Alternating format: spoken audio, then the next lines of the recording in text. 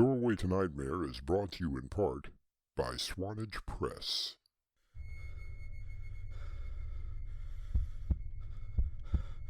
It lies in wait amidst your dreams, where nothing is ever how it seems.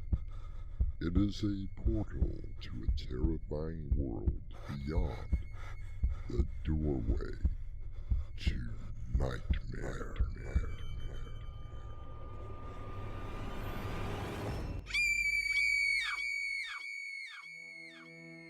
Come in.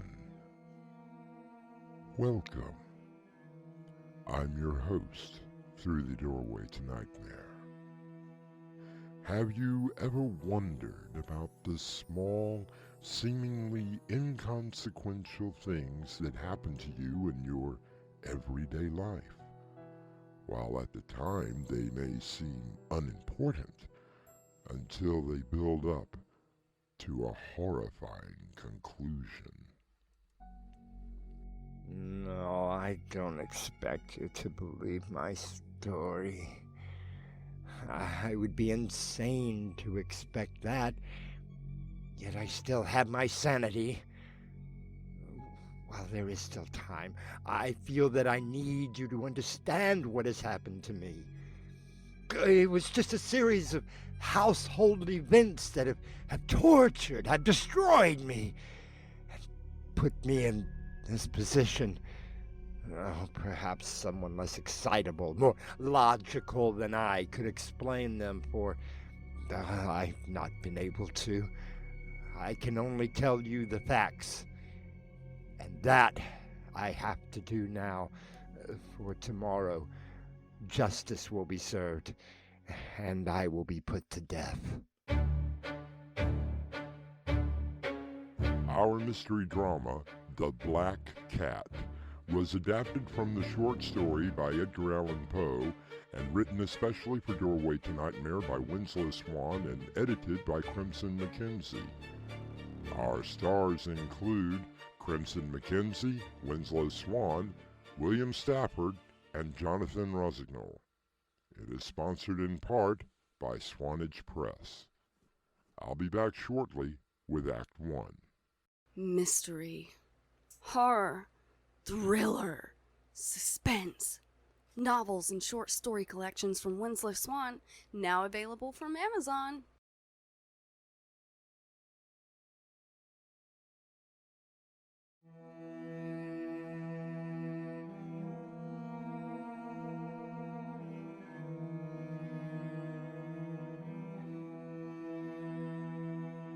I am sure that you have heard the old saying about cat people and dog people, or that a person does not own a cat, but that they own you. Animals can be a wonderful addition to any household, until things start to go awry. No, there was nothing in my childhood that could have foretold of the events that I am about to relate to you. I was always a sweet and gentle child. I was kind to everyone and helped out when I could.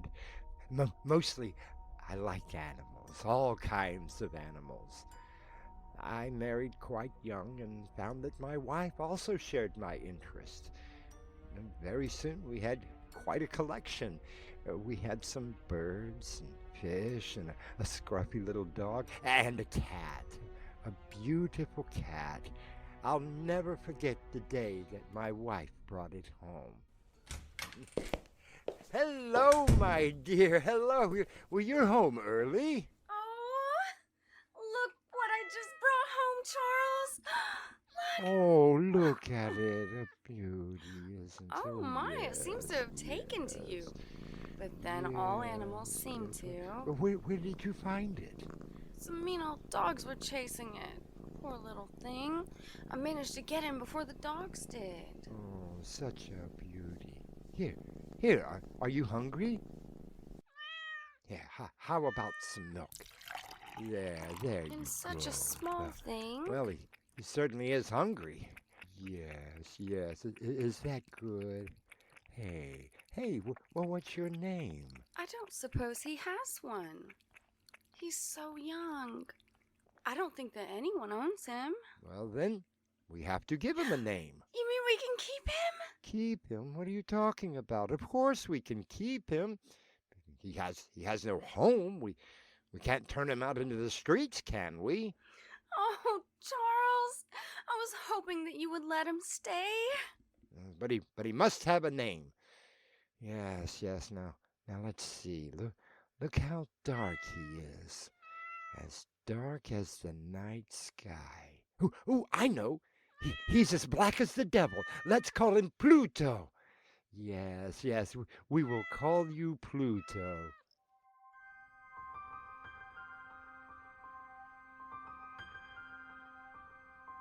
Pluto grew up to be quite a remarkable cat. Of all the animals in our home, he was my favorite. A constant companion to me, even to the point of trying to follow me out into the street. But as the years went by, there was a change in me, a radical change that I am now ashamed to admit. Yes, I began to drink heavily, and my temper was shortened. As drinking became more and more necessary, I became more moody and irritable.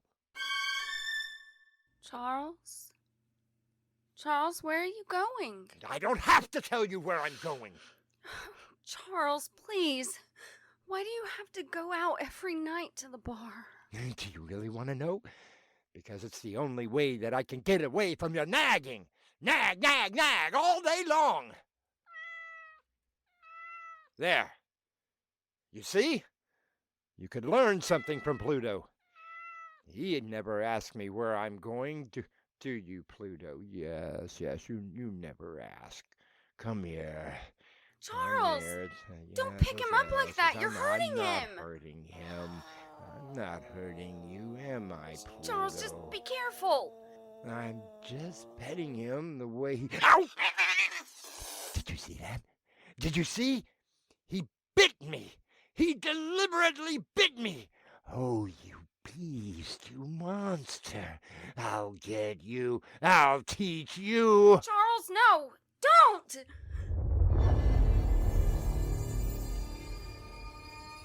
Yes, I hate to admit it, but my anger with the poor beast overwhelmed me. I caught him and held him fast, and pulling out my knife, I proceeded to cut out one of his eyes. After I had slept off the night's drinking, reason had returned to me by the next morning. Oh, I experienced half horror and half remorse for the crime of which I had committed. But that did not stop the drinking. In the meantime, Pluto recovered from his injury. The socket was indeed a ghastly sight, but he appeared to be in no pain. No, he would run from me, and this filled my heart with grief and remorse. That soon led to irritation, and one night, in a drunken madness, I slipped a noose around the poor creature's neck and hung it in the tree in the garden. I knew that it had loved me for no reason. This seemed to infuriate me. In my drunken stupor, I went to bed fully dressed. Charles! Wow, Charles! Wake up! What's the matter? Let me sleep. Charles! There's so much smoke! What? Something must be on fire! Oh, good Lord, Lucy! It's our house! Our house is on fire! Come on, quickly! Quickly, darling, or we will be burned alive! Come, this way! No, breathe! Quickly, this way! I can get you through the flames! Here is the door! Come on! Charles!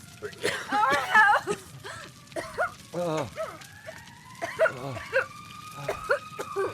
At we are alive.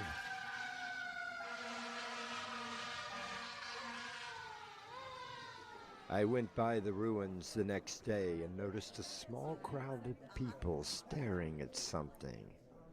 Will you look at that? A cat. Yeah, that's what it looks like.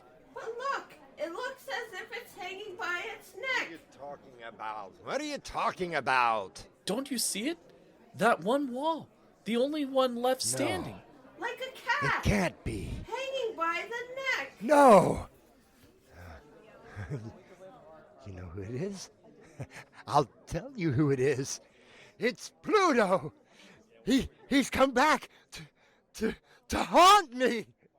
Leave me alone! Leave me! Leave me. Well, get some water, somebody. This man has fainted.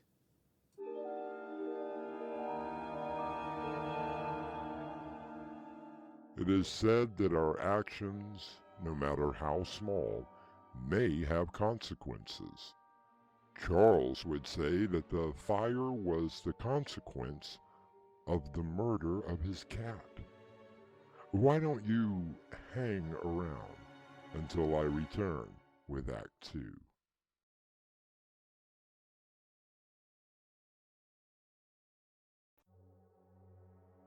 The only witness to her murder cannot speak. Until now. Click. A Tale of Revenge by Winslow Swan. Now available on Amazon.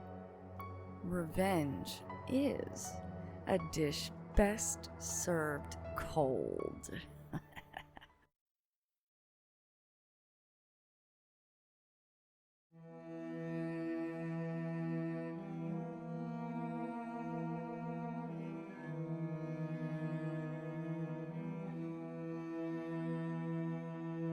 In the time of the pharaohs, cats were highly regarded, almost godlike, to the point of even being mummified and entombed. You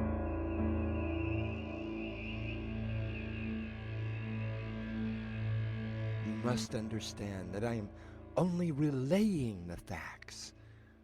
A simple chain of ordinary events that led up to, well, what will happen to me tomorrow.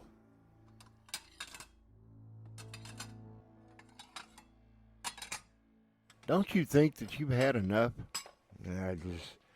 Just give me another one. Yes, sir. How are things since the fire? Yes, the fire. I understand that you lost everything. Yes, everything.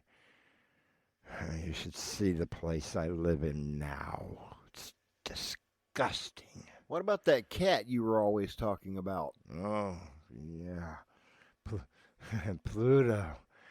No, he's gone as well. You know, I really miss him sometimes. He was such a wonderful cat, and he loved me so much. Well, if you're broken up about him, why don't you get another cat? Why don't you get me another drink? No, sir. It's almost time to close up. I said give me another drink. I'll have to go get another bottle.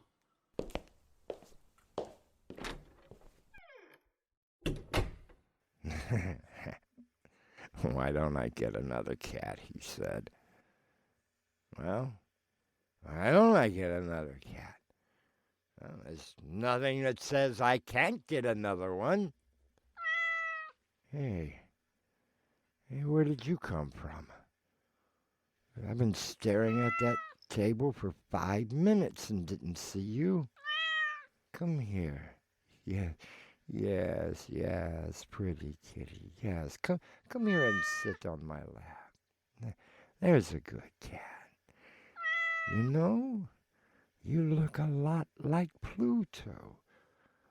Only you have a small ashen patch on your chest.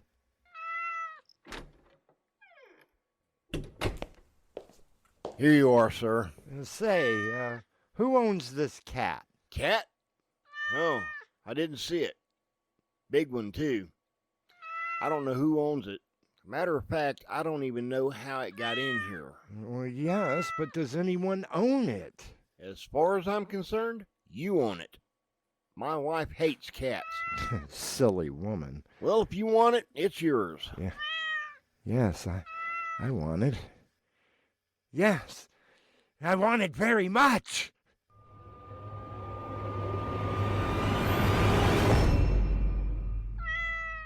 Charles, this is such a wonderful cat. Just since last week, it's made itself so much at home. You would have thought that it lived here always. Yes, I've noticed that. And it reminds me so much of Pluto. Yes, but this one has a patch of white on its chest. Don't forget that. Yes, dear, that's right. But I can't help wondering, whatever became of Pluto?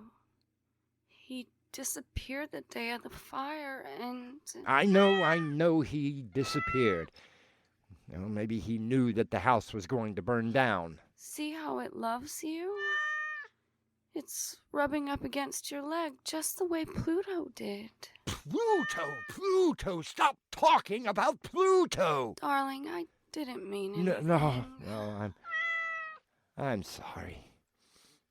All this talk about how that cat resembles Pluto, it just makes me nervous.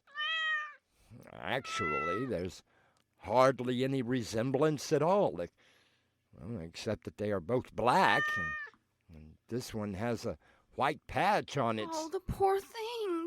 Why, what is it? It has a wound just under its eye. Where? I don't see... See? Under the fur. I never noticed it before. Neither did I. It looks almost like a knife wound that goes all around his eye. Almost the way Pluto... I mean... No, go on, say it. Say it. Just the way Pluto did when I cut out his eye. Oh no, Charles, that's not what I meant. Maybe it got into a fight with another cat. It's just curious that we never noticed it before. Yes, you have no idea how curious it is. Now get that cat away from me. Charles, you're Get frightening out it. of here. You look crazed. Get that How can you wretched be that way beast to a poor away animal? from me. Especially one Get that it loves you out. so. Now, I don't want to see it. Do you hear me? Get it out of here. To hear you talk, anyone would think that you didn't even like the poor cat. Like it? I can't stand the sight of it. I loathe it. I hate it. I tell you, I hate it. I hate it.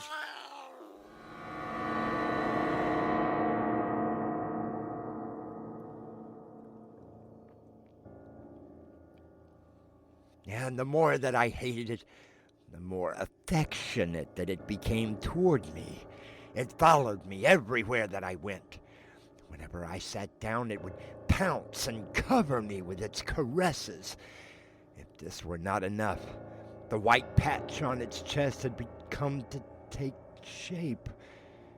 It was becoming very distinguishable as the unmistakable shape of a hangman's noose, that instrument of pain, torture, and death.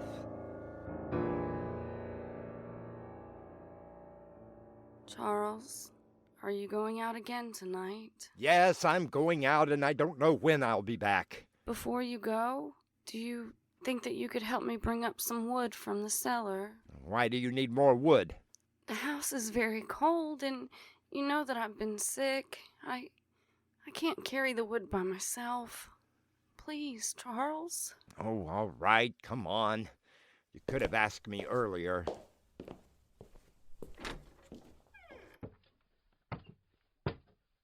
Oh, Charles, look out! Oh, you beast, you monster. You tried to kill me. Oh, no, Charles, I'm sure that it didn't mean... I'll fix you. What are you doing with that stick? I'll show you, you wretched little... Please, don't! I go of my arm. No, Charles, please don't. Let go of my Please, arm. Charles, don't do Are it. you going to let It go didn't of my mean to. arm? Let go of my arm!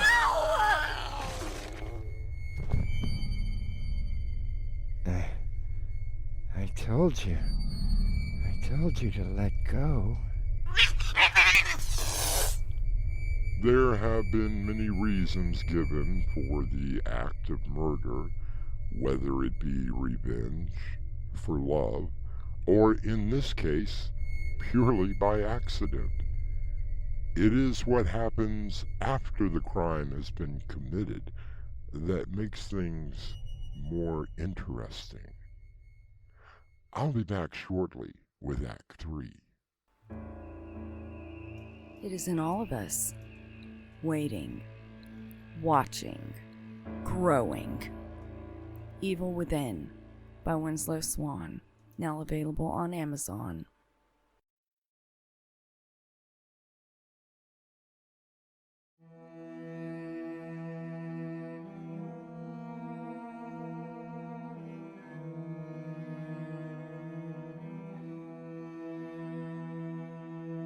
A series of incidents in the life of Charles has led up to the murder of his wife Lucy.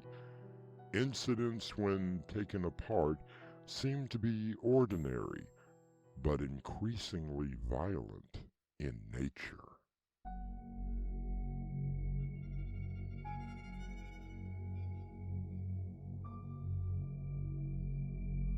Lucy lay at my feet where she had fallen. She never made a sound when the stick hit her. I saw her still face and opened eyes, and resigned myself to the task of concealing the corpse. I found some loose bricks in the masonry near the fireplace.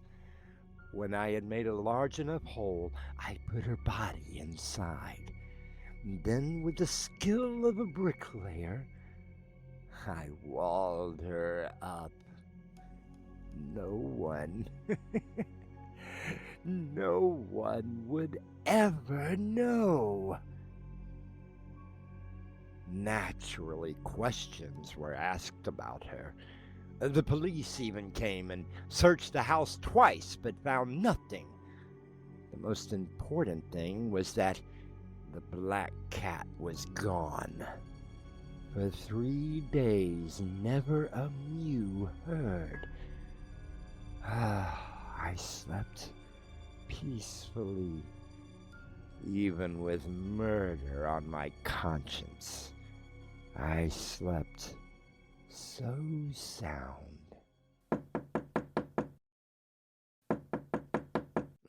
Yes. Just a minute. I'm coming. Oh, Sergeant. To what do I owe the pleasure of your company again? This is Officer Joe Andrews. He's helping me with the case.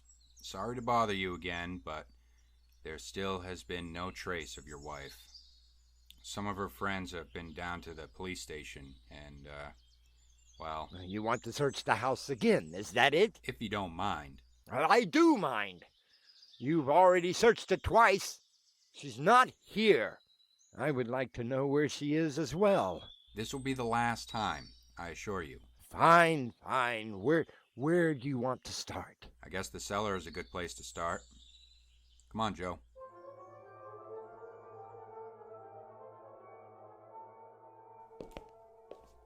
Well, there's nothing down here.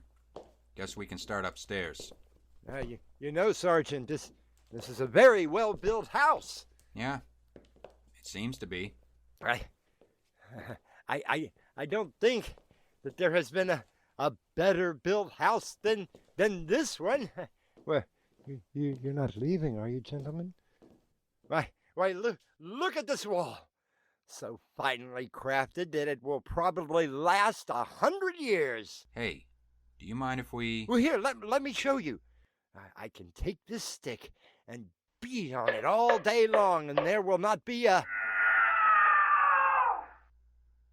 What in the name of God was that? I don't know. Maybe it was the wind. That wasn't the wind. Whatever it was, it's behind that wall. Joe, take this crowbar.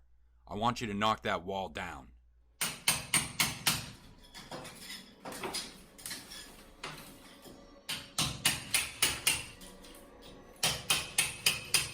Good Lord. That's what we've been looking for, all right. His wife's body. But what is that thing sitting on her head? Wait. It's a cat. How did that get in there?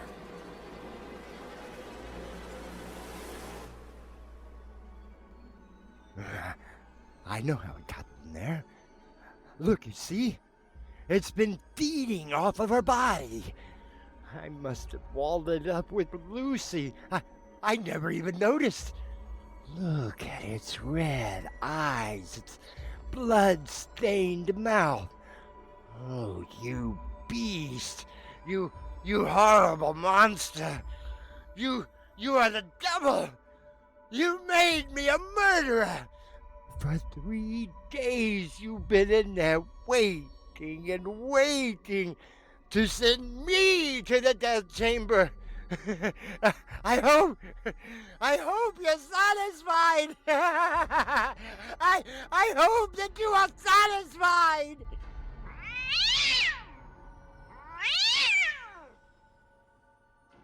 Charles collapses to the floor as he is handcuffed.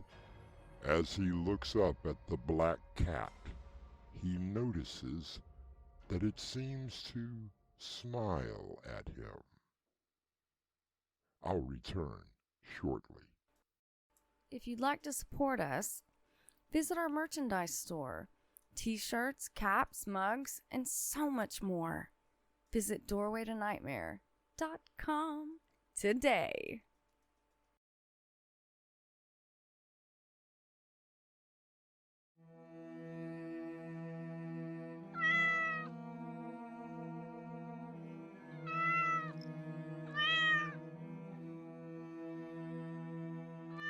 One of Edgar Allan Poe's darkest tales, The Black Cat, was first published in 1843 in the Saturday Evening Post. I find it interesting that Poe actually owned a black cat and was also known to imbibe, sometimes quite heavily. Our cast included Winslow Swan, Crimson McKenzie, Mick Davis, Rue Snow, William Stafford, and Jonathan Rosignol. The story was edited by Crimson McKenzie, and the entire production was under the direction of Winslow Swan. And now, a preview of our next tale. Mr. Shepard, you have 30 days to vacate the property. But I've been here for over 60 years. My father was here before me. I learned the craft of making toys from him. I'm sorry, Mr. Shepard. There's absolutely nothing I can do. Where am I to go? What about the toys? What about the children? It's not my concern. The city council decided that this property will be demolished in 30 days, whether you are in it or not. Doorway to Nightmare has been brought to you in part by Swanage Press. This is your host, inviting you to return with us through the Doorway to Nightmare for another adventure into the world of your terrifying imagination. Until next time, slumber peacefully. Epilogue. The butler did it. Doorway to Nightmare is brought to you in part by Swanage Press.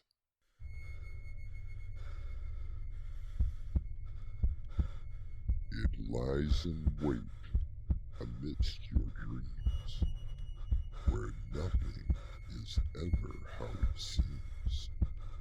It is a portal to a terrifying world beyond the doorway to nightmare.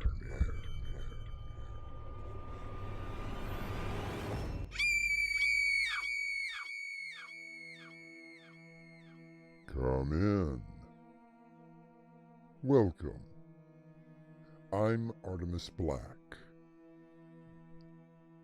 To the aficionados of the occult, the stories of monsters, ghosts, and the fantastic, we give you one of the greatest storytellers, H.P. Lovecraft, who is responsible for our tale tonight. You're not making any sense, Thurber. Pour us another drink, Elliot, because I think you are going to need it. I know that I do. You knew why the gallery wouldn't display Pikman's,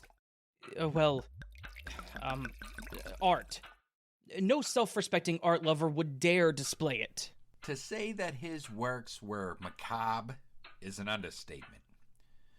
But what he showed me on that last night could only be considered monstrous.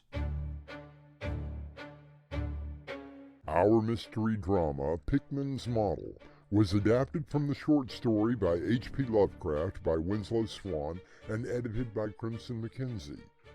Our stars include Nick Davis, Jonathan Rosignol, and Raven Adams. I'll return shortly with Act 1. This is Winslow Swan, inviting you inside the world of my imagination, a world of mystery, madness, and murder. 10 Tales from the Maelstrom, now available at Amazon.com.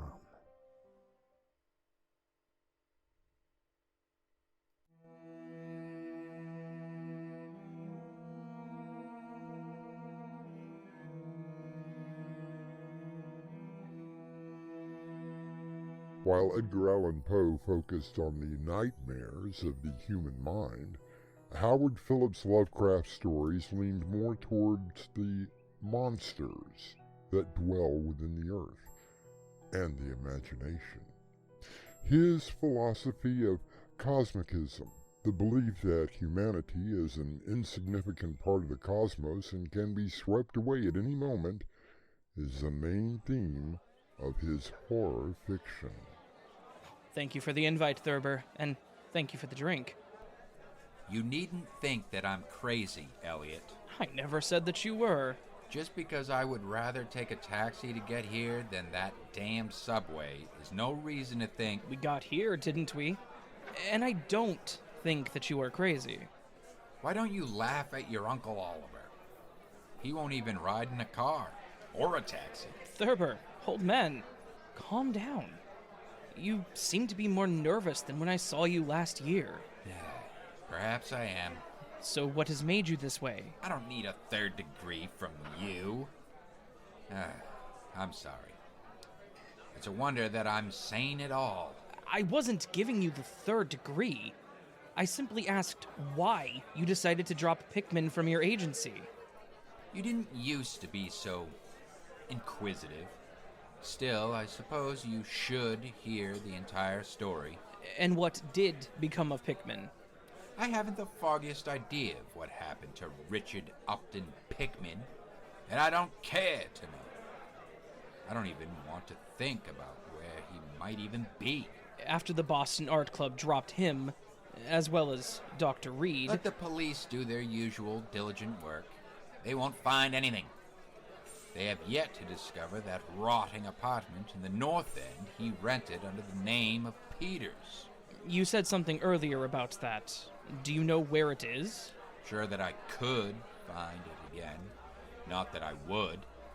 Even in broad daylight. It's the reason I won't use the subway anymore or even go down into the cellars. There is something there. Something horrifying. Why, it's ghastly. I would call it genius. Pikman always had a way with faces.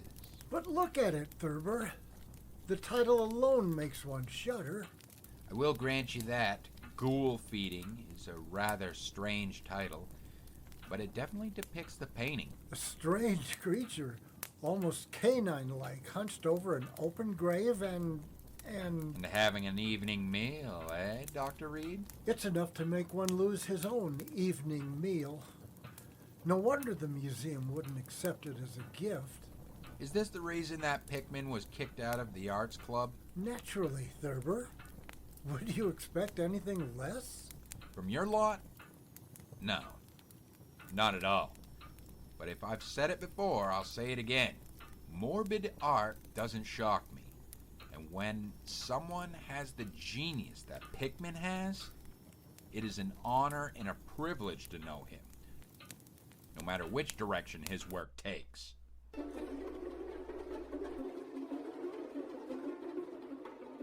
Ugh, I remember that painting he titled Ghoul Feeding.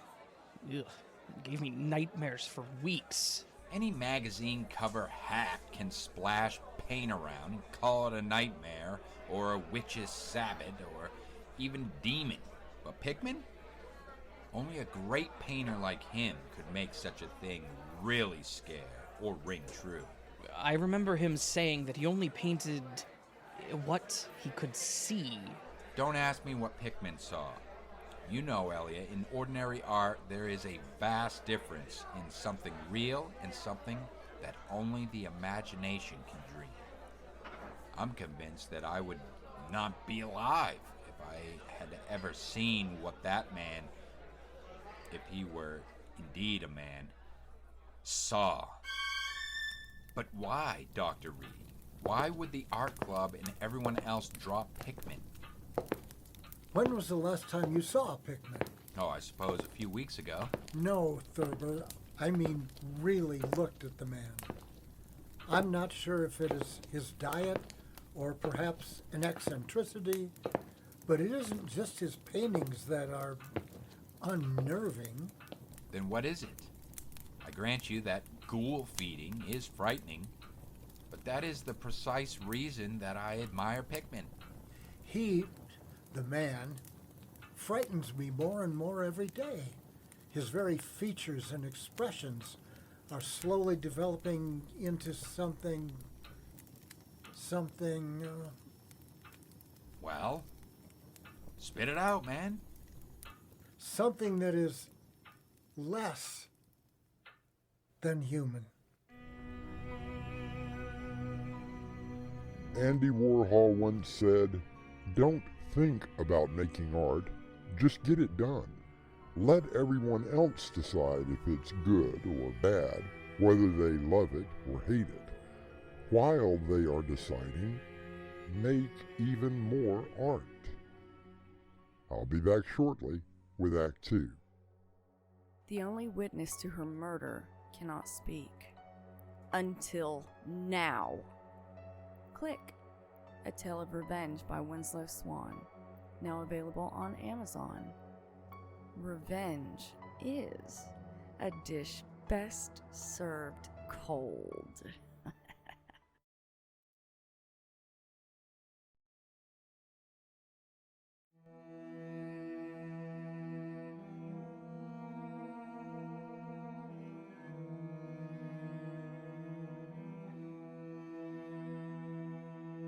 Edgar once said, "Drawing is not what you see, but what you must make others see." So, where is Ghoul Feeding now? Pikman's father has it at his home in Salem. You know that Pikman's great-great-great-great-grandmother was hanged as a witch in 1692. Oh, I never knew that. Yes, by Cotton Mather himself. So, tell me, what happened between you and Pikman? I started a series of articles about weird paintings and artists. Pikman showed me many of his works, including ink and pencil sketches. I suppose it was my hero worship, coupled with the fact that people were having less and less to do with him, made him get very confidential with me. So, Thurber, what do you think? Remarkable. These do not make you want to run screaming into the night? On the contrary, they are quite good. You have a way with faces, Pikman. And you have a way with listening to what some consider a madman. Well, I thank you for that. These are just some things that won't do for Newbury Street. Canvases that could never be conceived here. No! The place for the artist is definitely the North End. That slum-infested area? God, man. Don't you know the place wasn't made, but actually grew? Generation after generation lived and felt and died there. There was a mill on Copp's Hill in 1632, and the streets were laid out by 1650. But why, Pikman? Why would you want to go there? Thurber, I will wager you that in 8 of the 10 houses built before the 1700s, I could show you something strange in the cellars. There isn't a month that goes by that you don't hear about workers finding old tunnels. And you have found these tunnels? I've done much more than that. I have a studio on the North End where I can let myself go as I never could in Newbury Street. Best not to tell the art club about it. Those imbecilic fools. And Dr. Reed is the biggest one whispering that I'm some sort of monster. I decided a long time ago that one must paint terror as well as the beauty of light.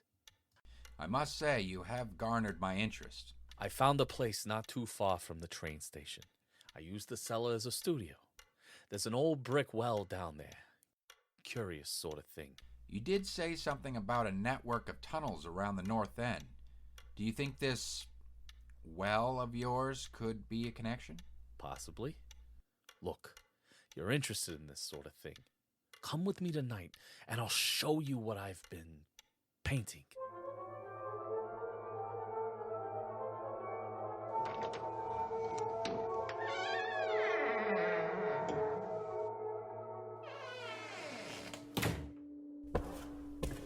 You weren't kidding when you said the place was dilapidated. Even the windows are boarded up. Just the way I like it. Here, let me light a candle. Ah, dear God! I warned you, Thurber. You said that you let yourself go, but... this? What do you think? Hideous! The backgrounds are of deep woods, cliffs by the sea, and isn't that Copp's Hill burying grounds? You have a good eye. But that's only a few blocks from here. And the creatures that you've painted, two-legged, canine features, and slumping forward, they all seem to be eating on corpses.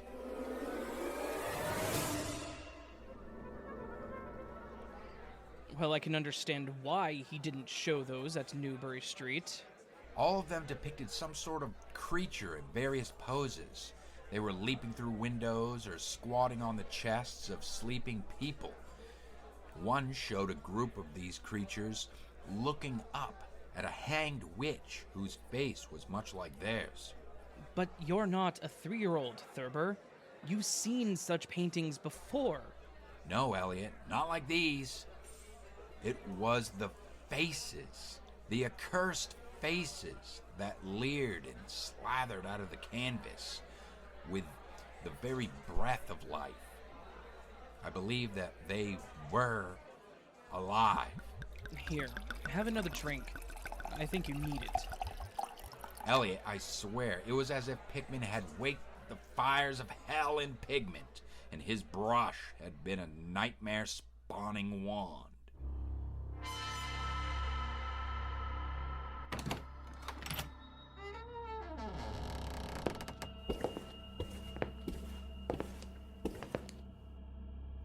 What do you call this one, Pikman? The Lesson. What do you think of it? It's definitely intriguing. You know, of course, the stories of these creatures stealing children in the night, replacing them with their own young. Yes, I do. This painting, showing these creatures huddled over another corpse, they seem to be teaching a small child on how to feed? Feed as they do? This is what happens to those stolen babies. In this painting, anyway. There seems to be a hideous relationship in the faces of those creatures and the child. And this one. A pious man reading from the scriptures to his family, sitting in an ancient drawing room. All of them look normal except for the boy. Obviously more kin to the creatures than the father in the portrait. Notice anything unusual? My God, Pikman. The boy looks like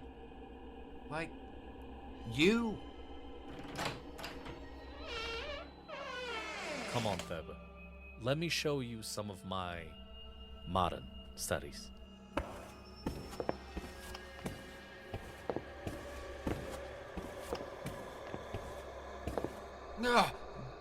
God, dear Lord in merciful heaven. So what do you think of my second gallery? How does the old saying go? Beauty is in the eye of the beholder. But what of nightmares that are committed to canvas? What terror awaits when I return with Act 3?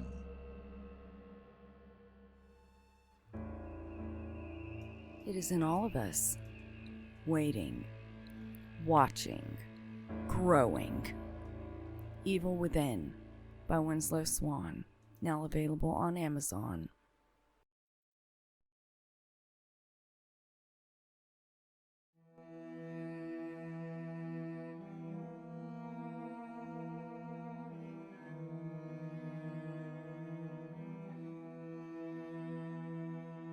The artist Pikman has escorted his friend Thurber to yet another room, where the horrors are much worse than before. So, what did you see that made you scream? Elliot, you know me. I am not one to scream at horror, but these paintings. The first room showed paintings of these creatures attacking our forefathers. But in the next, there was one called Subway Accident, which showed these creatures coming up from some unknown catacomb, attacking a platform full of people. Others showed these vile things hiding in cellars, awaiting victims. Another showed one reading from a Boston guidebook to a group of laughing creatures.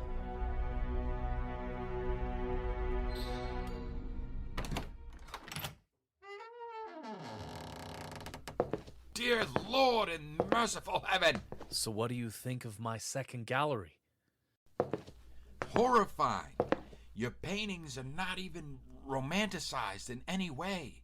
Everything from the creatures to the victims are crystal clear. Come with me to the cellar. Let me show you what I'm working on now.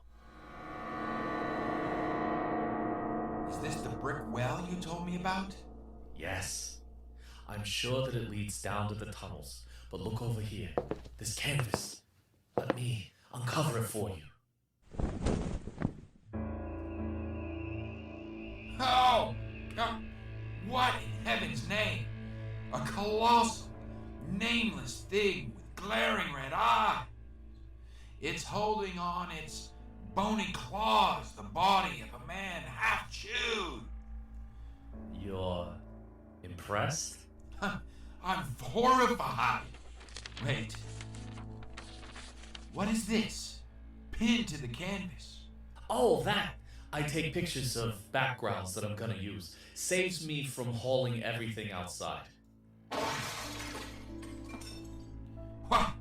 What was that? Damn rats. Sounded much bigger than rats. Wait here. I'll be back in a moment.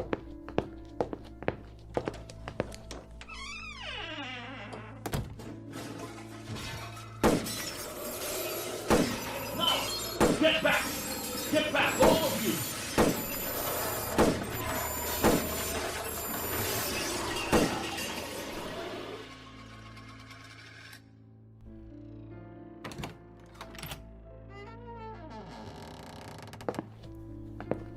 all right? Yes, Thurber, all is well. Heaven knows what they eat for those tunnel-touched graveyards in the sea. They must have gotten hungry and heard you scream. Better to be cautious.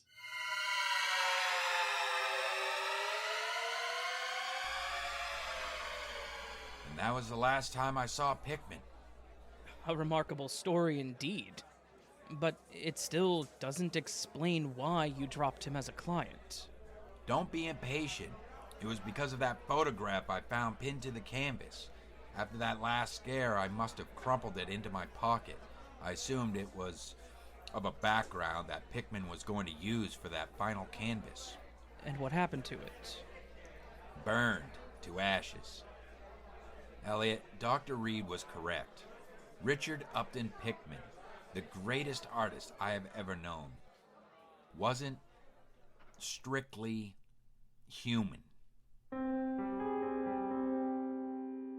Thurber, what was on that photograph?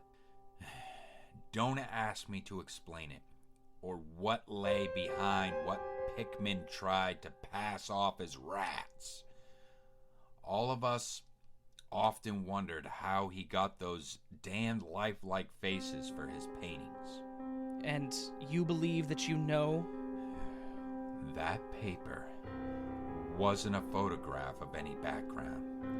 What it showed was the monstrous being he was painting on that awful canvas.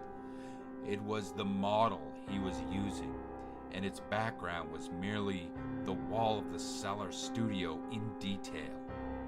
But by God, Elliot, it was a photograph from life. A self-portrait. And as the implication begins to sweep over Elliot, we shall take a brief pause before I return with a final word. If you'd like to support us, visit our merchandise store. T-shirts, caps, mugs, and so much more. Visit doorwaytonightmare.com today.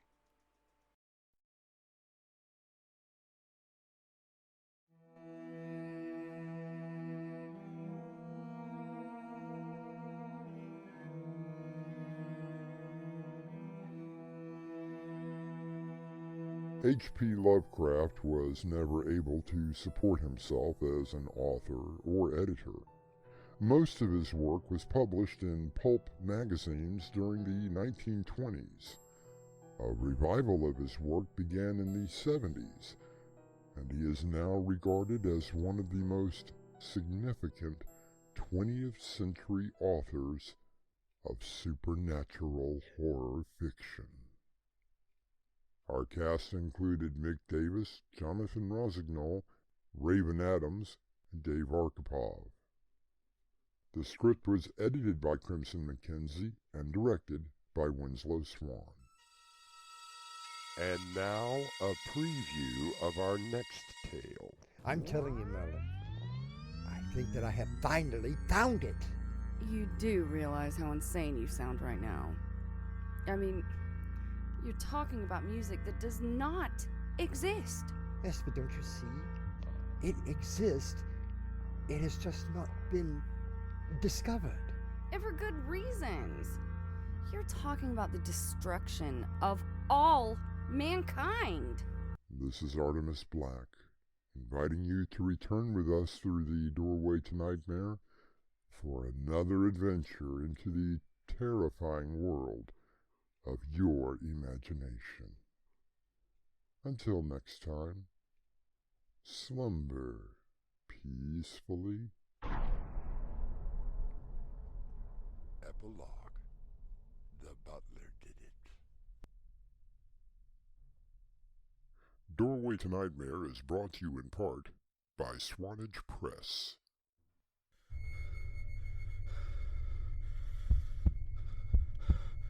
It lies in wait amidst your dreams, where nothing is ever how it seems.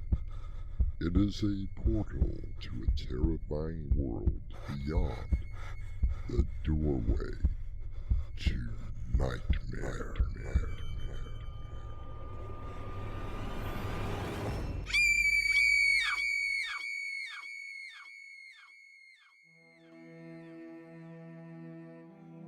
Come in.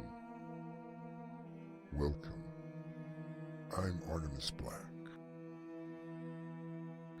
Everything that happens was already determined long ago, and we all know that you cannot argue with someone who is stronger than you, according to a certain book. So, if our destiny has been preordained by a higher power, would it be possible to change it? What sort of horrible thing is that? Oh, it's a paw. A monkey's paw. Well, don't leave it lying about. I've just cleaned this room. Where did you get such a ghastly-looking thing? Well, it came in the mail this morning from my old Sergeant Major, Frank Morris. His letter said that he got it from some Indian fakir who put a curse on it. It's supposed to grant you 3 wishes. So, why did he send it to you? I really don't know.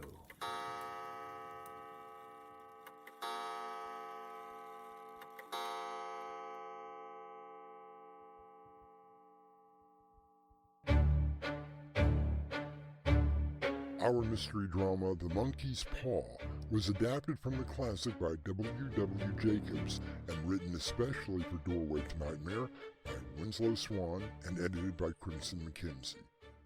Our cast includes Crimson McKenzie and Winslow Swan. I'll return shortly with Act 1. There, underneath your bed, there is some thing, and it's waiting for another story. No one is afraid of monsters anymore, and other stories to read to The Thing Under the Bed by Winslow Swan. Paperback editions available at Amazon.com. Audiobook edition available at Spotify. 8 terrifying tales for you to enjoy and to read to The Thing Under Your Bed. Get it before the thing gets you.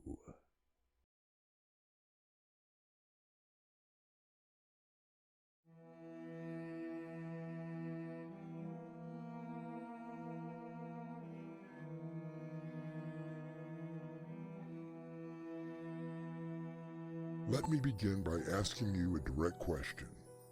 Who did you vote for? If you are a fatalist, your answer would be that it really doesn't matter. The story, the destiny of mankind, has already been written. Or perhaps you are one of those who believe that you can determine your own destiny. The question remains, is it truly possible to change the course of your life? Here's the mail, John. Yes. Let's see here. Bill. I don't see how you can even think with that racket going on. Racket? That, my dear Polly, happens to be Beethoven. Beethoven's 5th racket. Well, turn it off. I've got enough to do around here. What, with Herbert coming tomorrow? Oh, hey, here is something interesting. What? A small box? What's so interesting about that? Well, let me get it open first. Who's it from anyway? The return address says it's from London. And who do you know in London? It's from my old Sergeant Major, Frank Morris. I haven't heard from him in, well, let's just say it has been a long time. What does he have to say? Oh, here, let me see.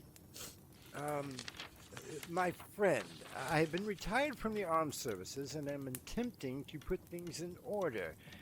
I'm sending you this talisman in the hopes that you will destroy it for me. I haven't been able to do it myself. What sort of talisman? Well, I don't know. Let me see if I can... Oh. Well, now there's something that you don't see every day. John, what is it? It's some sort of a paw. An animal paw. Oh, that's disgusting. Oh, well, wait, there's more. You will find in the box a monkey's paw. It was enchanted by an old Indian fakir who claimed that it would give 3 wishes, but the consequences were dire. He truly believed that you cannot change destiny. Please, my friend and comrade in arms, destroy this cursed thing. So what are you gonna do with it? Well, at the moment, I'm going to put it on the mantle and go through the rest of the mail.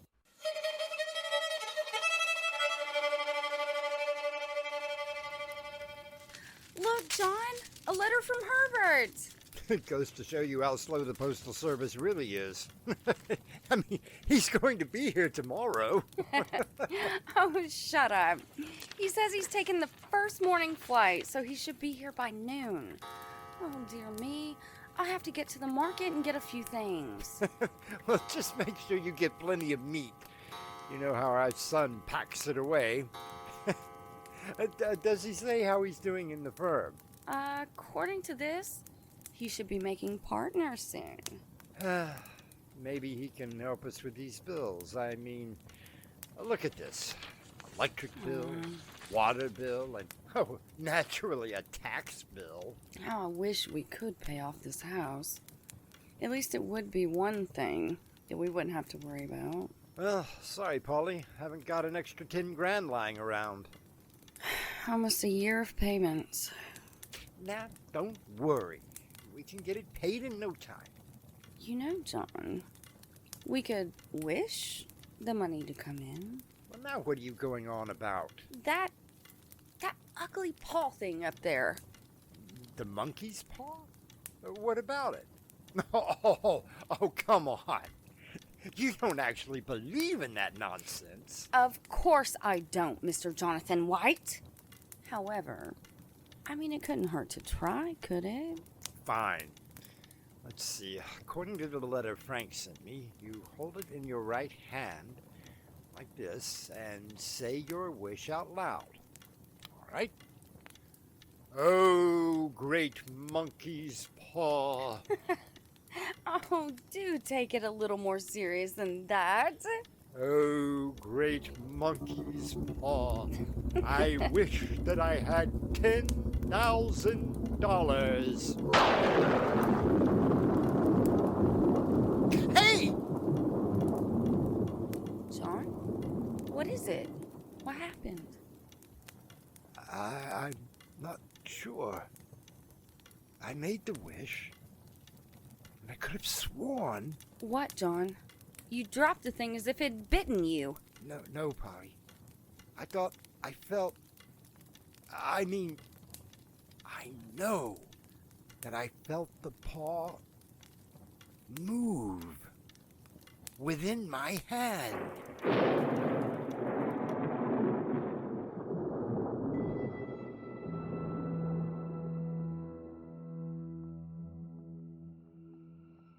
American author Tony Robbins once said, "It's not what's happening to you now, or what has happened in your past, that determines who you become. Rather, it's your decisions about what to focus on, what things mean to you, and what you're going to do about them that will determine your ultimate destiny." I'll return shortly with Act 2. It is in all of us, waiting, watching, growing. Evil Within by Winslow Swan, now available on Amazon.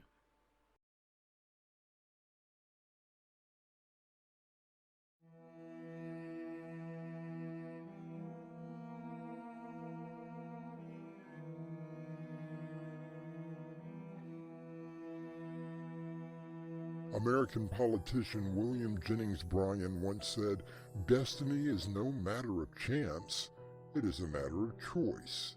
It is not a thing to be waited for, it is a thing to be achieved."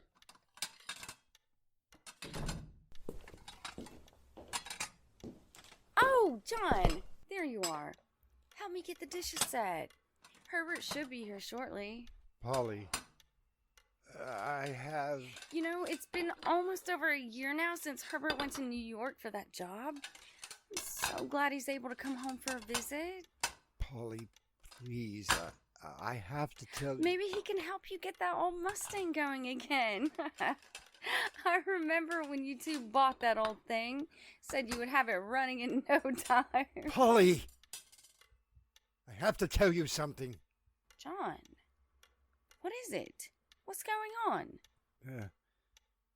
There was a man at the door.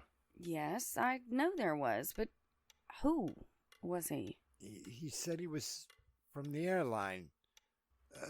The one that Herbert was flying today. John, what's happened? I'm sorry, Polly. I am so sorry. Tell me, John, what's happened to our Herbert? The plane. It crashed shortly after takeoff. There were no survivors. No, not my Herbert. No, it isn't true. But Polly, there's more. I don't want to hear anymore. You have to. My poor Herbert. My boy. The man from the airline, he gave me something. Something? From our Herbert? No. He said that the airline wasn't going to take any responsibility for the accident. But they wanted to make a financial compensation to us. What sort of compensation? John, how much?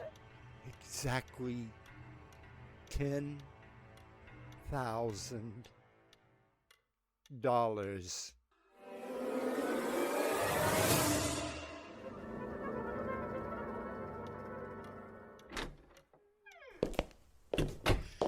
It was a lovely funeral. I so wish that I could have, seen our boy just one last time. Now, Polly, you know that it wouldn't have been possible. You wouldn't have wanted to see him. Not like that. I don't want any visitors today. Do you think they'll understand? I'm sure that they will. Oh, my dear son. Now, it's going to be all right. Yes, John, it will be. As soon as you use that monkey's paw again. What? What are you saying? You heard me, John White. You're going to use the paw again. Now, come on. That's absurd. Is it? You said yourself that it grants you 3 wishes. Now, look, Polly. It was just a coincidence that... You killed our boy! Just as surely as if you had shot him. You killed him! Polly, what are you saying? You're gonna use that paw again. And wish my boy to be alive. Again. But that's completely ludicrous. Our boy is dead. Dead and buried. It ain't your fault. Now get that dang paw and bring my boy back to me.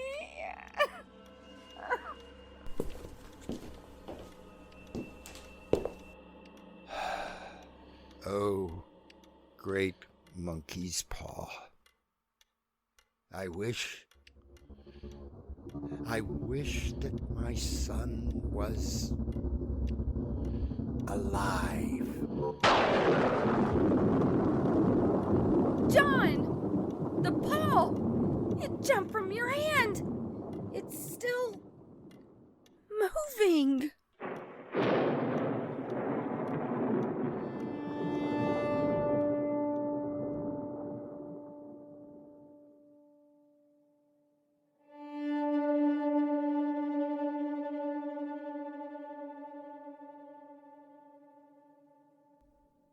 Henry David Thoreau once said, "What lies behind us and what lies ahead of us are tiny matters compared to what lives within us. I'll be back shortly with our final act. Meet Jerry Connors, family man, businessman, psychopathic killer. The Convincer by Winslow Swan, now available on Amazon. Jerry Connors, he can convince you to do anything, even die.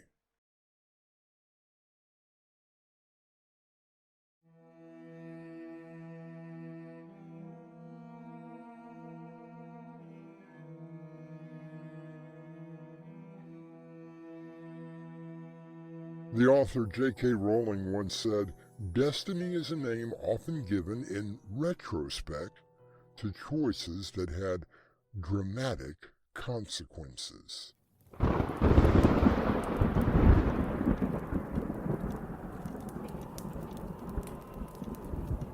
How long has it been? About an hour now. Come, Polly, let's go upstairs and go to bed. Look, it's almost 1 in the morning. I know Herbert will come. He has to come. Polly, please. You didn't see him. I did. He was burned beyond recognition. The only way that I knew it was him was that ring you gave him when he went to New York. He'll be here. Any time now. He should be coming down the road at any moment. Polly, come up to bed. It was all just a horrible coincidence. What's that? It's probably just a rat under the floor. I'll get some traps tomorrow. Now come on. Let's go upstairs and get...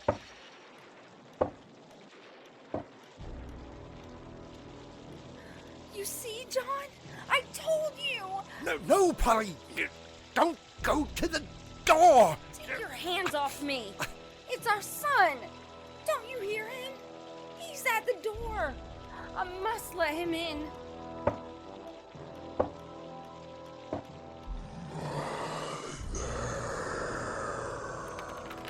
Polly! Don't open that door! I can't unlock it! I want it open! Oh, please, Polly, don't open it! But our son is out there! He wants to come in!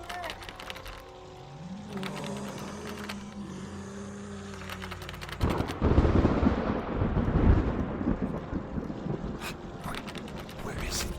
Where is that blast? Oh, there you are.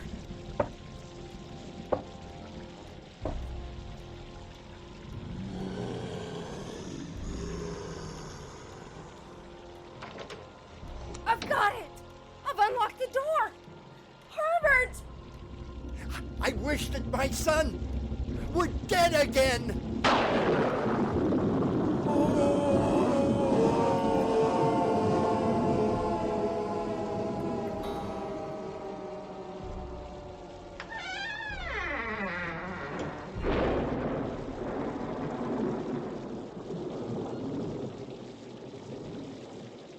Herbert? Where are you? You see? It was only the wind and the storm. Our boy is at peace. Oh, my poor boy.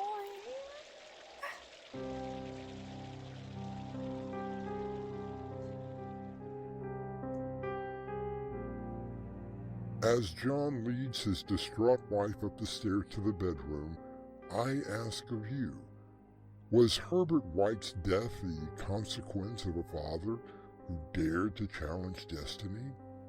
Or was it simply coincidence? And what of that thing outside the door? The storm? Imagination? All of these things can be explained away. Or can they? I'll return shortly with a final word. Mystery, horror, thriller, suspense, Novels and short story collections from Winslow Swan, now available from Amazon.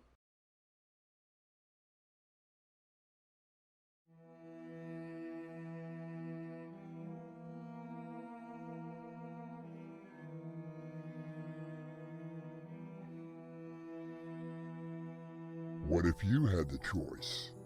The chance to have 3 wishes?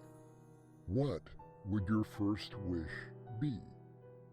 In the words of Johann Goethe, destiny grants us our wishes, but in its own way, in order to give us something beyond our wishes. Our cast included Crimson McKenzie and Winslow Swan. The story was edited by Crimson McKenzie and directed by Winslow Swan. And now, a preview of our next tale. Okay, Mr. Wizard, would you mind telling me what insane idea you have now? Don't shout at me.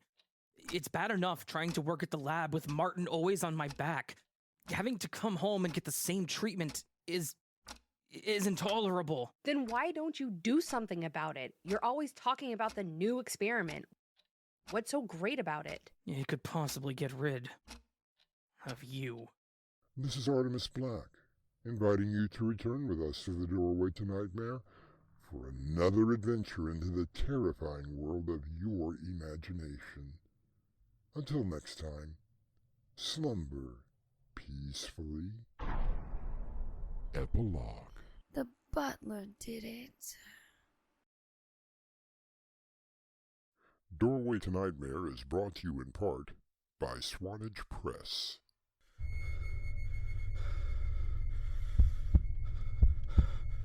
It lies in wait amidst your dreams, where nothing is ever how it seems. It is a portal to a terrifying world beyond the doorway to Nightmare.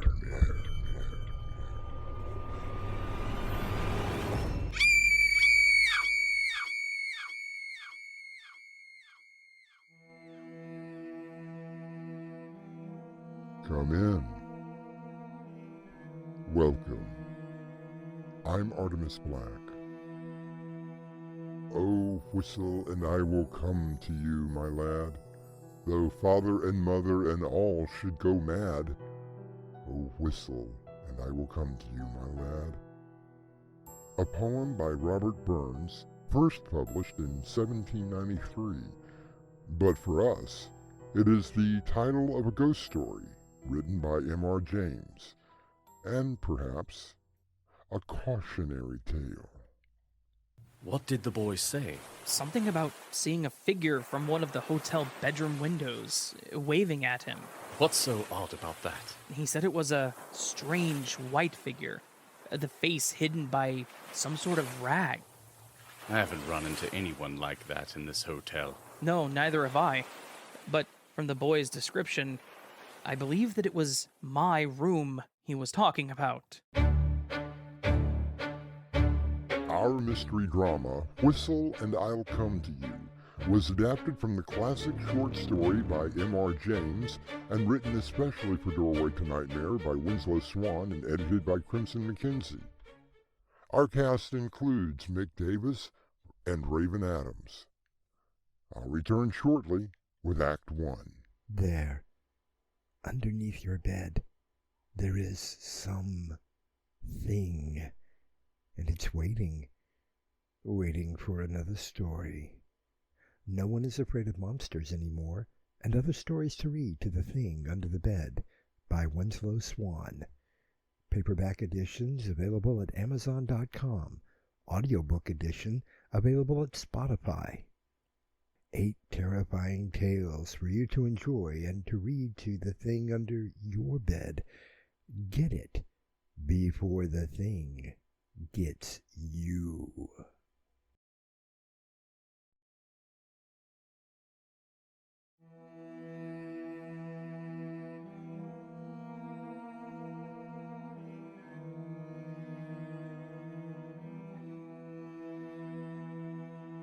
The American actor Robert Stack once said, I don't mind ghost stories. It's just that I tend to give value to the storyteller rather than to the story itself. One of the best storytellers was Montague Rhodes James, better known as simply M.R. James.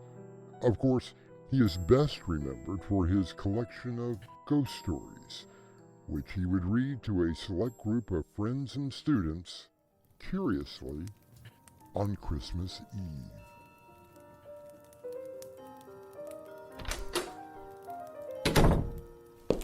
Please, do come in and sit down. Pour some of this delicious brandy and warm yourself by the fire. Yes, I know why you've come. I thought after I published my account of the events that would put an end to the whole matter. Alas, it did not.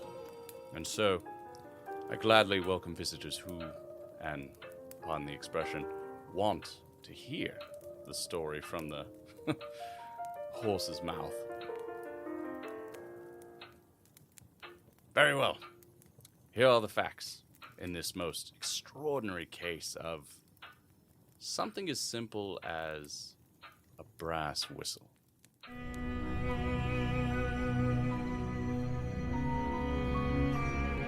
I was taking a holiday at a well-known golf resort, working on my handicap, so to speak, when I met an Alan Parkins, a professor of ontography at Cambridge. The study of how living creatures react to the physiographic environment. Anyway, we had both booked rooms at the Globe Inn for the week. How was lunch today? Well, I wouldn't recommend the halibut, but the steak is prepared nicely.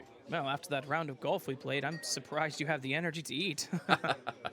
I believe we both could use a little more practice. Tell me, are you enjoying your stay at the Globe? Well, I suppose so. I wasn't exactly keen on the extra bed in my room, but it was the only one available, so I took it. Hopefully the weather holds up and we can play another round tomorrow. Oh, by the way, I had a chance to go to that old ruin just down the beach. You mean the Templar Preceptory? Yes, one of the headquarters of the monastic Knights Templar. Anyway, as I was digging through the ruins, I came across something, well, fantastic. Well, don't just sit there grinning like an idiot. Tell me. I found this.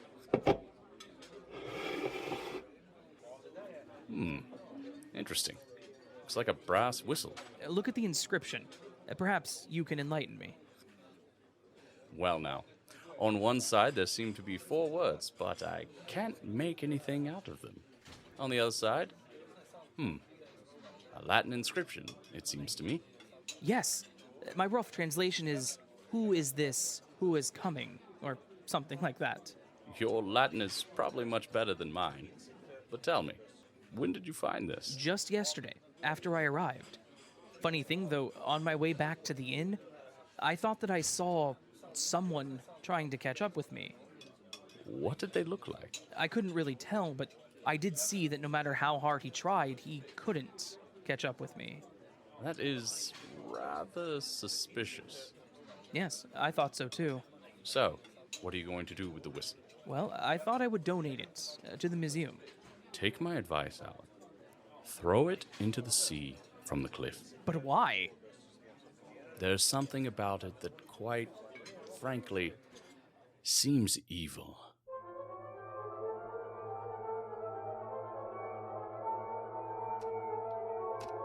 Who is this? Who is coming? I wonder what it means. I suppose I should blow the whistle and find out.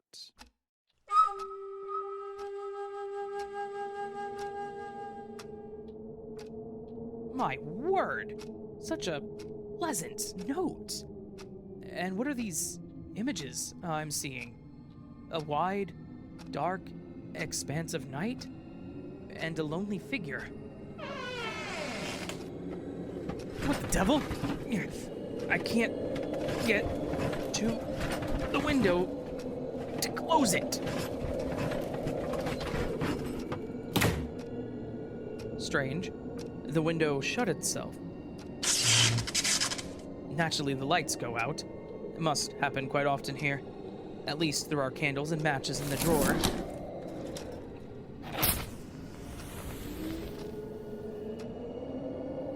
I hope that moaning wind doesn't go on all night. It's enough to give a person nightmares. Brian Aldiss once said that science fiction stories are no more written for scientists than ghost stories are written for ghosts. I'll return shortly with Act 2. Have you ever had one of those days? You're fired. Where everything goes completely wrong. Don't you lay a finger on me! I can't stand on you! And the day keeps getting worse and worse. Hey! And if just one more thing goes wrong, it could possibly send you toppling over the edge.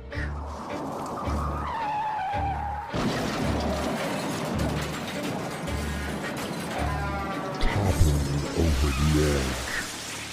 A suspense thriller from Winslow Swan, now available in paperback from Amazon.com.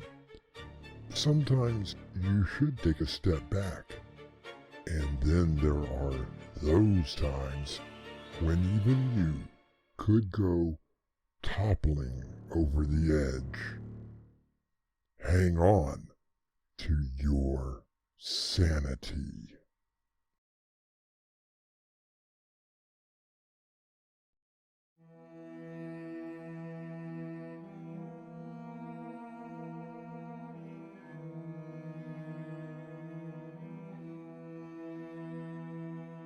Alan listens to the wind outside of his hotel room window, deciding that he will light a candle and read for a short while, an effort to relax his brain and try to go to sleep. What's that? Something around the bed? Rats? Here in this hotel? Oh, damn. The match went out.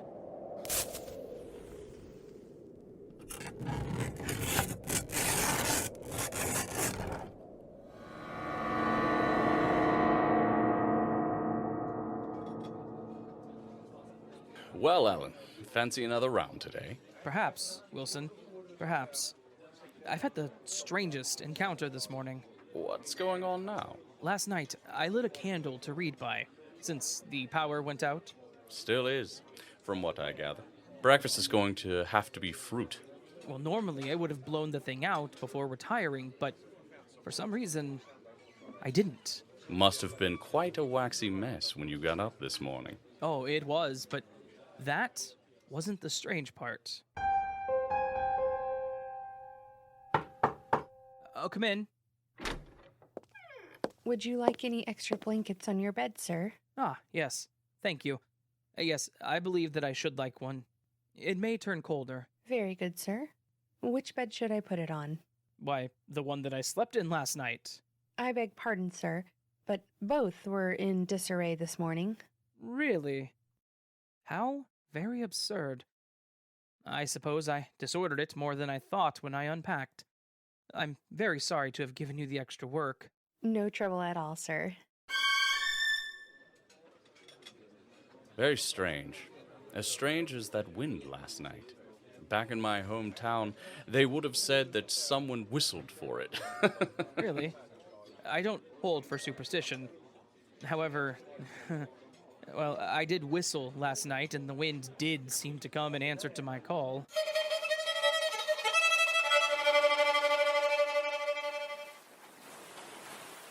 Alan, what happened? There was a young boy running out of the hotel screaming that he saw someone or something. What are you going on about? I talked to him. He said that he saw someone waving at him from one of the upstairs rooms. What's so unusual about that? Wilson, he described my room. Let's get up there.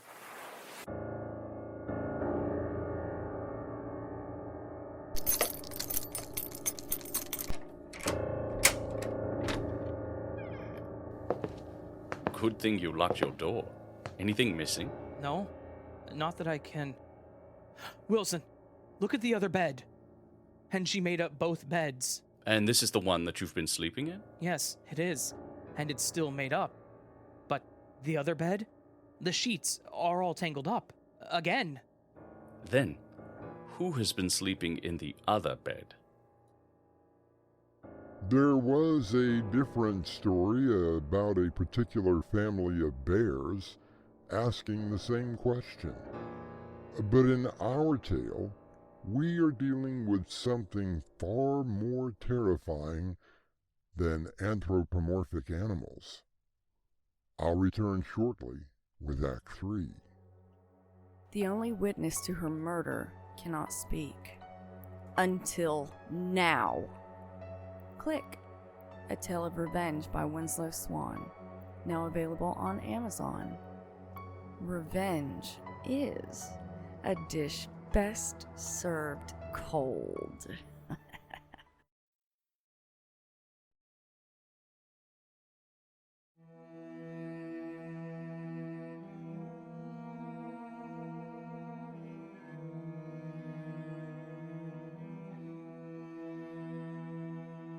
The German philosopher Immanuel Kant once said, "Ghost stories are always listened to and well received in private, but pitilessly disavowed in public."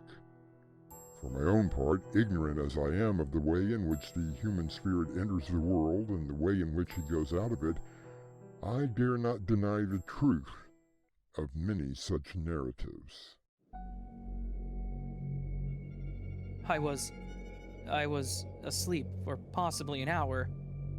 Something, I'm not sure what, woke me. I thought that I heard a noise coming from the other bed.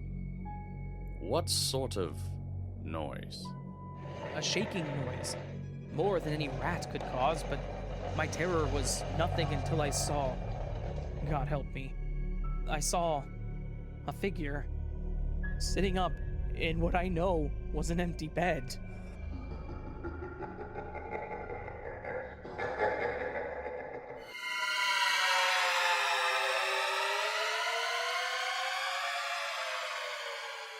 I jumped out of bed and ran to the window where my only weapon was a wooden walking stick. I should have never have done that. What happened next? The figure, in one smooth motion, left the bed and blocked my only exit, my door, with its arms outstretched. There was no way out.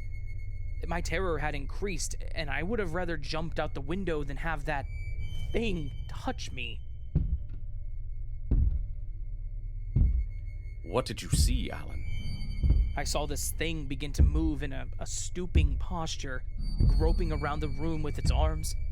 I realized that the thing must have been blind. I saw it dart over to the bed and begin to search for me.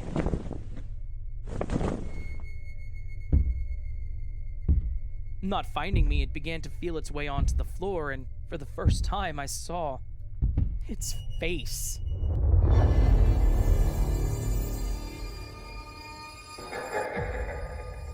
What did he look like? No, Wilson, not he. It. It had the face of crumpled linen. No features, just crumpled linen. It began to sweep around the room, and in a moment, I felt its hand brush across my face. I screamed. That was when it was on me in a flash, trying to push me out the window. Get off of me! Help! Help! Help me! Help me!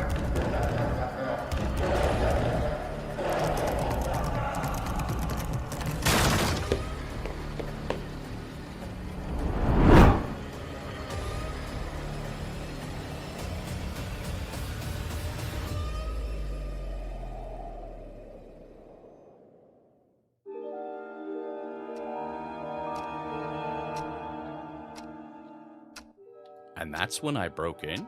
And you saw it. I must admit that I did see something, But when I got to you, hanging halfway out the window, there was no one else there. Its face. Its horrible face. It's only an inch from mine. I will never forget it.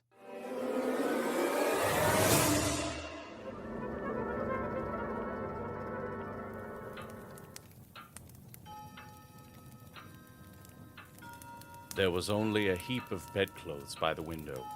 I helped my friend back to bed and spent the rest of the night in the other bed. As you can imagine, the events have cast a heavy shadow on the professor's nerves. Even a solitary scarecrow in a field has cost him more than one sleepless night. As for the whistle, I told Parkins that I would throw it into the sea as far as I could. However,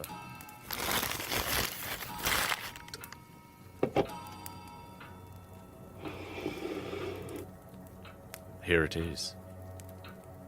Would you like to blow the whistle?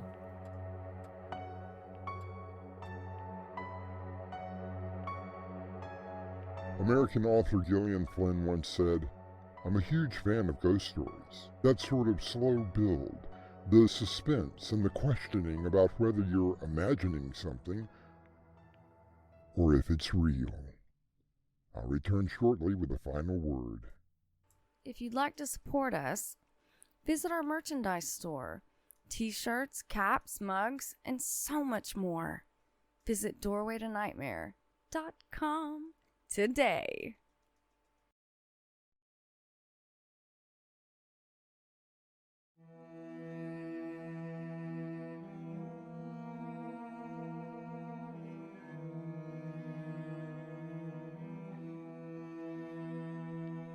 James perfected a method of storytelling which has since become known as Jamesian. The tale usually includes the following elements: a setting in an English village, seaside town, or country estate, or an ancient town. A nondescript and rather naive gentleman scholar as protagonist, often of a reserved nature. And finally, the discovery of an old book or other object that somehow unlocks, calls down the wrath, or at least attracts the unwelcome attention of a supernatural menace, usually from beyond the grave. Our cast included Mick Davis, Raven Adams, and Patience Adams. The story was edited by Crimson McKenzie and directed by Winslow Swan. And now, a preview of our next tale. But I thought you said that there were only 5 rooms. But there were. At least last night there were. Maybe you simply miscounted. I can assure you, Opal, that there were only 5 rooms in this dollhouse. Oh, but as you can see, there are now 7 rooms. Maybe the dolls decided they needed more room. This is Artemis Black, inviting you to return with us through the doorway to Nightmare for another adventure into the terrifying world of your imagination. Until next time, slumber peacefully. Epilogue. That butler did it. The butler didn't do it.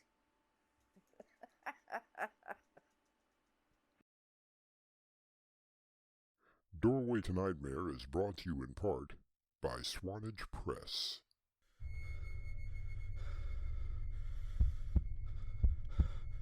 It lies in wait amidst your dreams, where nothing is ever how it seems. It is a portal to a terrifying world beyond the doorway to Nightmare.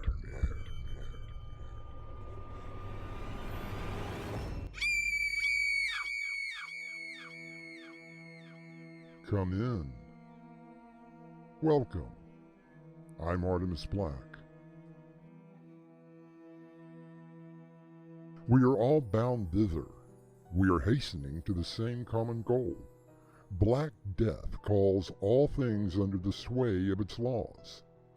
This short phrase from the Roman poet Ovid sets the tone for tonight's bit of horror. It's the Red Death, all right. Look at the blood coming out of every pore of her body. How long do you think that she has? Most victims die within half an hour at the most. Then we must hurry to the house before we become victims.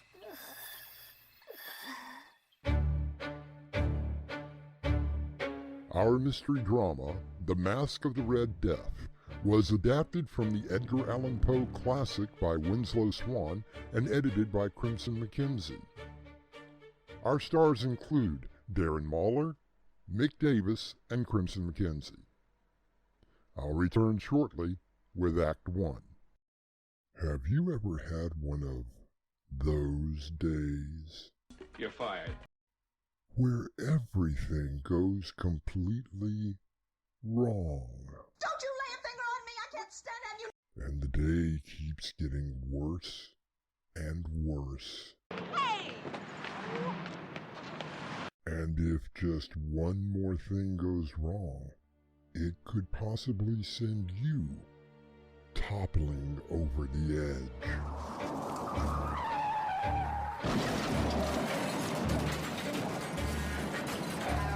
Toppling over the edge. A suspense thriller from Winslow Swan, now available in paperback from Amazon.com. Sometimes you should take a step back, and then there are those times when even you could go toppling over the edge. Hang on to your sanity.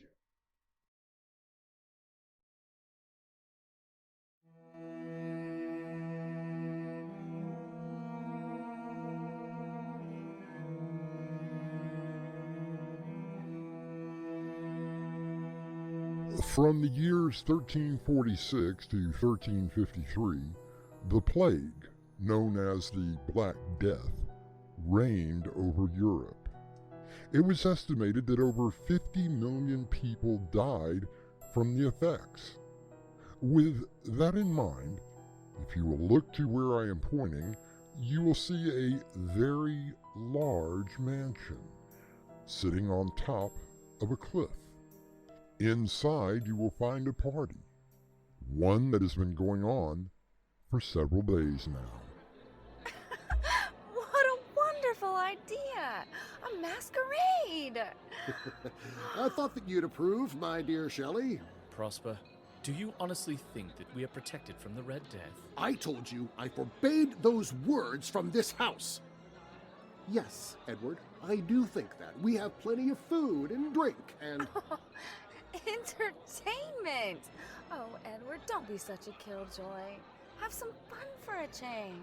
Maybe we should at least go to the nearby town to see if there are any survivors And bring the Red Death right to our own doorstep? Have you lost your mind? How many people are here on the estate, Prosper? At last count, I would say close to 300.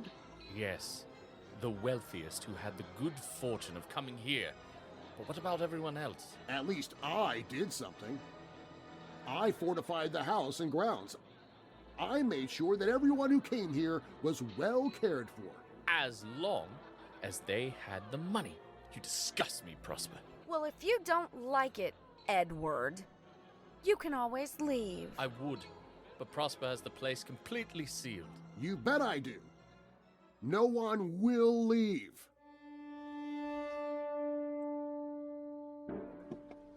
Why have you brought me here, Prosper?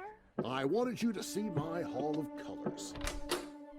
You see, each room is a different color. This one is the blue room. Beautiful! So bizarre. You know how I love the weird and unnatural. And this room? Purple! Each room's grand window is covered in stained glass, reflecting the color of the room. Here, the third room, a vibrant green. How many rooms are there down this hallway? 7 in all. Here's the fourth, the orange room. But what are they used for? For the party, of course. I had them built especially for the party. And the fifth room. A brilliant white. I'm going to open them to our guests after we return to the main hall. Here, the sixth room, a deep violet. I'm sure that everyone will have a wonderful time. But here, the seventh room.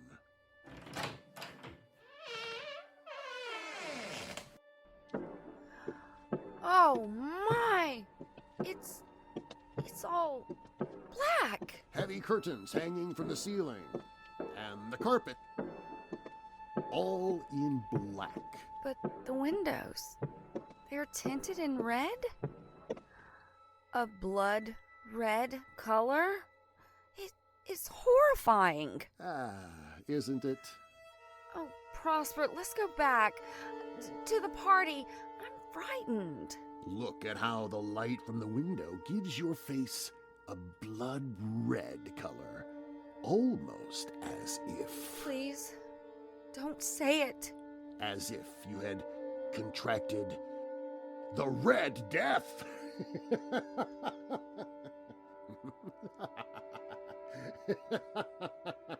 Giovanni Boccaccio wrote about the Black Plague. Neither physicians nor medicines were effective.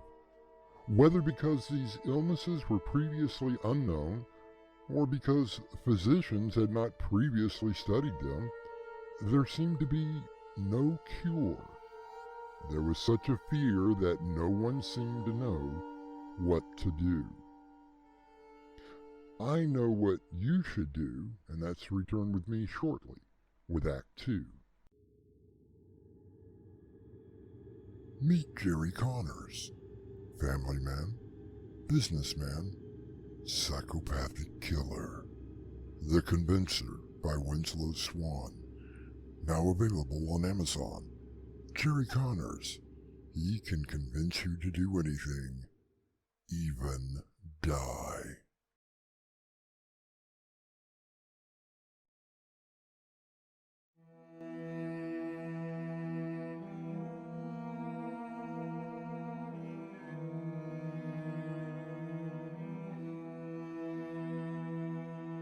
The poet Percy Shelley wrote, "I have made my bed in charnels and on coffins, where Black Death keeps record of the trophies won."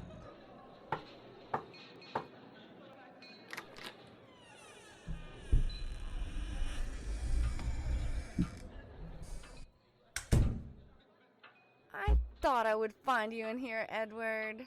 Why aren't you with your husband, the mighty Prosper? He's currently playing the guitar for a group in the green room. I've heard everything that he can play. Besides, I wanted to talk with you. Talk to me? About what? Edward, you know that Prosper only wants what is best. Sure, but only saving the ones who can afford it and letting everyone else suffer and die. But the Red Death can't last forever. These people are going to be needed when it's finally safe. Those people? The ones who can't even take care of themselves? I mean, come on, Shelley. Prosper hired 10 servants to take care of almost 400 people. They are being well paid. Sure, until they get sick. Now that's not fair. Was it fair to send that cook outside to face the Red Death? She was sick. She could have infected everyone. So, Prosper locks her outside and makes her walk down the road. Prosper did the right thing. The woman never made it to the end of the driveway. She's still laying out there. You can always join her. I would. Gladly. Anything is better than being in this gilded prison.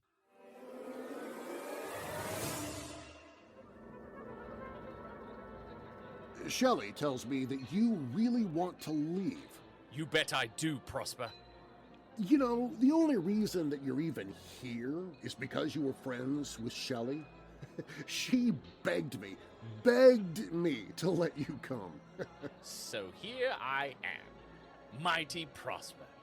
What can this lowly servant of the people do for you? Do not be impertinent. I brought you here for a reason. After all, you were a pretty good journalist. And you think? You mean you honestly think that? Now wait just a damn minute. When all of this is over, someone is going to have to tell the world how I, Jonas Prosper, saved this city. You are delusional. There is no way that I... What are you looking at? No, it can't be. Prosper? What are you doing in here? Your guests want to know... No! No! What is it? Your forehead. The perspiration on your forehead, it's blood. No, it can't be. Prosper, please don't do it. Get out. Get out of this house now.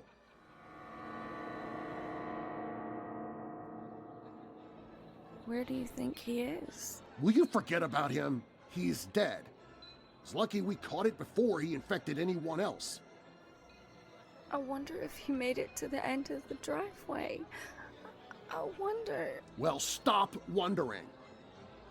Now, come on, Shelley, let's go back to the party. I don't want to, Prosper. I just want to... I don't know. The party's getting boring, that's what it is. I think I have an idea to spice things up. I know that look in your eye, Prosper. What are you thinking? I've got it! Remember all of those old clothes I bought some time ago? What about them? As I recall, they were from an old theater group. I'm sure there are some masks and costumes. So? What of it? My dear, we shall turn this party into a masquerade ball.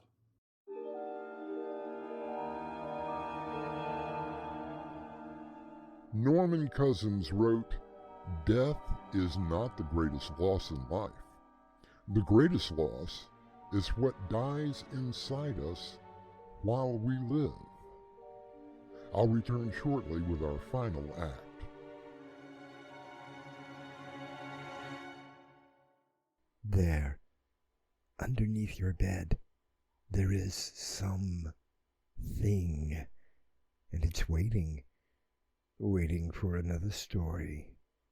No one is afraid of monsters anymore, and other stories to read to The Thing Under the Bed by Winslow Swan.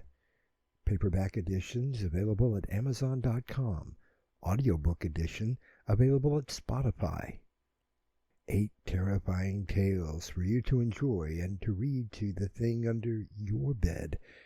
Get it before the thing gets you.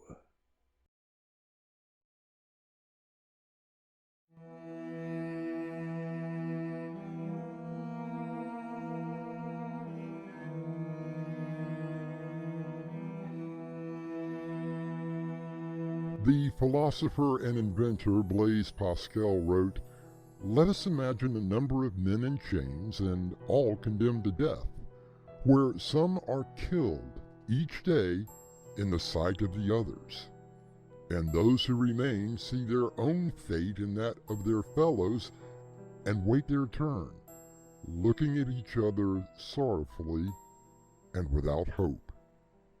It is an image of the condition of man." Oh, look at them. They are having the time of their lives. I have to hand it to you, Prosper. This really was a great idea. And you, my dear, dressed as a leopard cat. Where did you find that leotard? It was at the very bottom of that old trunk. I couldn't believe it. And it actually fits this body of mine. Yes, it does. But you, Prosper, what are you supposed to be? Haven't you guessed? I'm a bum, a beggar.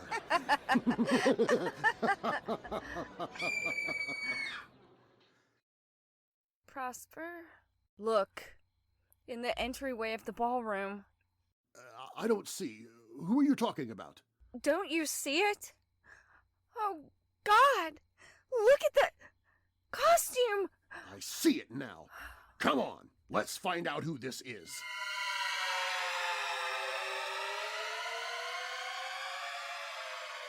Look at the mask. The skull covered in blood. I told everyone, that costume was strictly forbidden. Who are you? I demand to know who you are. Don't you know, Prosper? How did you get in here? I know all of my guests, but I don't recognize your voice. Who are you? Walk with me, Prosper. Walk with me through your colored rooms. Prosper? Who is it? I don't know, but I will find out.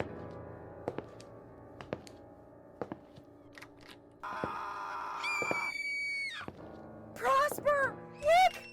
Everyone is dying!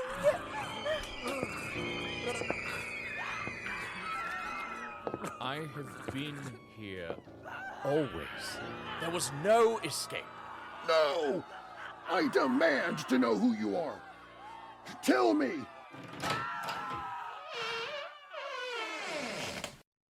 The final room.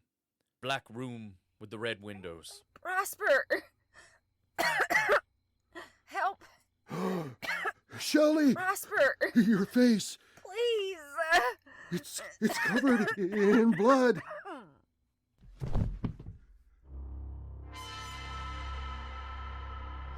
Who are you?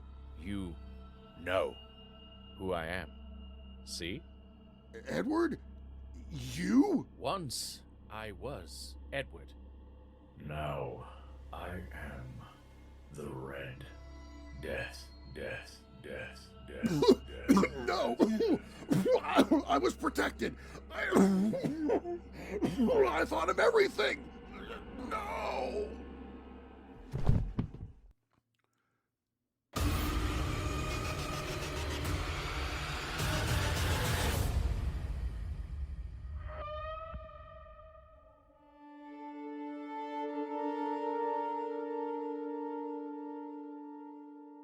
As the blood pours from the body of Prosper, Edward begins to walk out of the mansion, carefully stepping over the bodies of the dead. I'll have a final word in just a moment. If you'd like to support us, visit our merchandise store. T-shirts, caps, mugs, and so much more. Visit doorwaytonightmare.com today.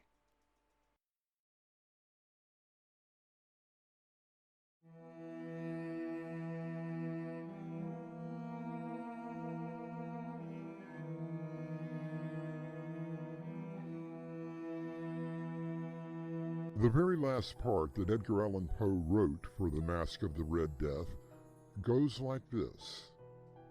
He had come like a thief in the night, and one by one dropped the revelers in the blood-bedewed halls of their revel, and died each in the despairing posture of his fall.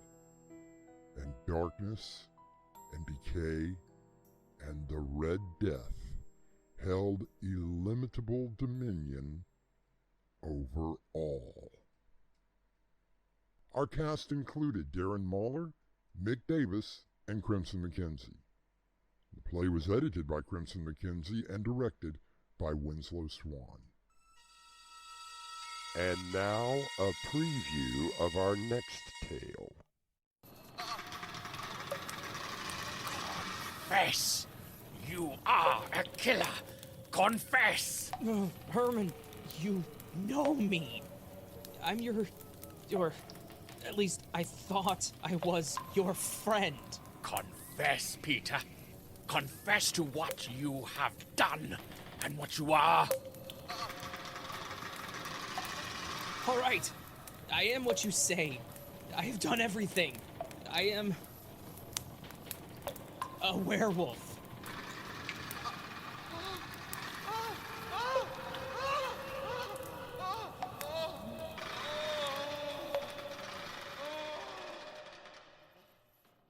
This is Artemis Black, inviting you to return with us to the Doorway to Nightmare for another adventure into the terrifying world of your imagination. Until next time, slumber peacefully. Epilogue. The butler did it.